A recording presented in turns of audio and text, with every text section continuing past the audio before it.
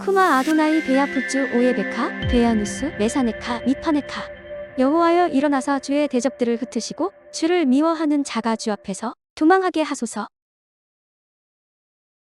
샬롬 생각하는 성경 홀리아미입니다. 오늘의 말씀에는 이스라엘이 가나안 땅으로 올라가는 행진 경로가 기록되어 있습니다. 우리들이 가나안 땅 주변의 지리를 알지 못하기 때문에 오늘의 말씀이 다소 무미건조하게 느껴질 수도 있습니다. 어디가 어딘지를 모르기 때문이죠. 그래서 제가 쉽게 이해할 수 있는 지도를 참고해서 간략하게 설명해 드리겠습니다. 10절에 오봇이라는 지역이 나오는데 이 지역은 에돔의 북쪽에 있는 지역으로 이스라엘 백성들이 에돔을 동쪽 방향으로 빙 둘러서 통과했다는 것을 알려주고 있습니다. 그 다음으로 만나게 되는 민족은 모압인데 11절에 이에 아바림에 진을 쳤다는 것은 모압 땅에 초입에 진입했다는 것이고 셀렉 골짜기를 지나 아르논 강 건너편에 진을 쳤다는 것은 모압도 관통하지 않고 동쪽 방향으로 둘러서 올라갔다는 것을 보여줍니다. 특히 14절에 여호와의 전쟁기에 일렀을 때라고 기록되어 있는데 전쟁기라는 것은 이스라엘의 전쟁 과정을 기록한 다른 문서를 의미합니다. 전쟁기라는 문서에 여러 개의 지역들이 기록되어 있는데 이 의미는 에돔을 지나 모압 땅을 통과하는 동안 몇 차례 모압과 신경전이 있었다는 것을 알려주고 있습니다. 다음 주 토라 포션의 주제어가 발락으로 모압 왕의 이름인데 이스라엘이 평화롭게 가나안 땅으로 올라가다가 갑자기 모압 왕이 방해한 것이 아니라 올라가는 과정에서 이미 몇 차례 모압 왕과 마찰이 있었기 때문에 다음 주에 앙심을 품은 모압 왕이 본격적으로 이스라엘을 대적하게 됩니다. 그러한 상황과 배경들의 흐름이 오늘의 여정 안에 숨겨져 있습니다. 그러다가 갑자기 16절부터 우물에 대한 내용이 나오는데 이스라엘 백성들이 무리바 사건 때 물이 없어서 하나님을 원망했다면 가나안 땅으로 행진하는 동안 하나님께서 충분한 물을 공급하셨기 때문에 백성들의 원망이 사라졌다는 것을 알려주고 있습니다. 이렇게 불평불만 없이 모압 땅을 지나서 20절을 보면 모압 평지가 보이는 비스가 산에 도착했는데 이 땅은 모압과 아모리의 경계에 있는 지역으로 내일 말씀에는 이스라엘이 아모리 땅으로 들어가는 내용이 나옵니다. 사실 오늘의 말씀은 그다지 중요하지 않은 말씀처럼 보입니다. 실제로도 그다지 비중 있는 내용은 없었습니다. 다만 이스라엘의 여정은 하나님께서 인도하시는 여정으로 지금 이 순간에도 이스라엘은 구름 기둥과 불 기둥으로 보호를 받고 있으며 언약궤가 가장 앞장서서 인도하는 길을 이스라엘 백성들이 뒤따라가고 있습니다.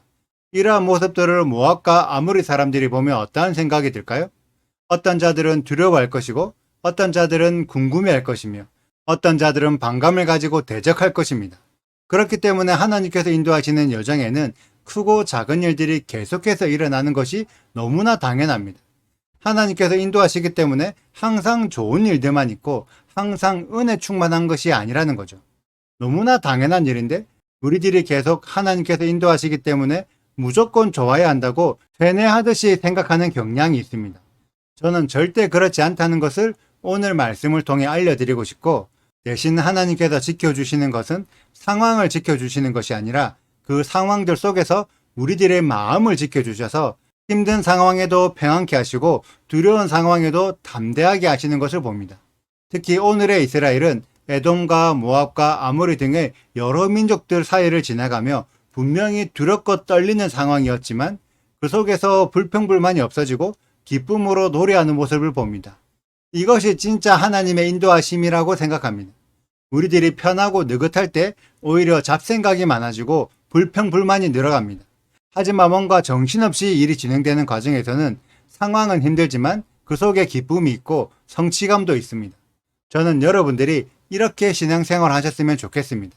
자꾸 너무 좋은 것만 바라지 마시고 좋은 것들이 많이 생길 수 있도록 좋은 사명을 많이 달라고 기도하셨으면 좋겠습니다. 매일매일 하나님의 인도하심을 따라가며 정신없이 사명의 길로 걸어가셨으면 좋겠습니다. 그 가운데 우리들에게 어마어마한 기쁨으로 채워주실 줄 믿습니다. 저는 그러한 우리 홀리아미 가족들이 되시기를 바라며 매일매일 살아 숨쉬는 다이나믹한 신앙의 여정을 걸어가는 우리들이 되시기를 축복합니다. 오늘의 여정은 여기까지입니다. 오늘의 말씀을 읽으시고 질문 있으시다면 언제든지 댓글로 남겨주세요.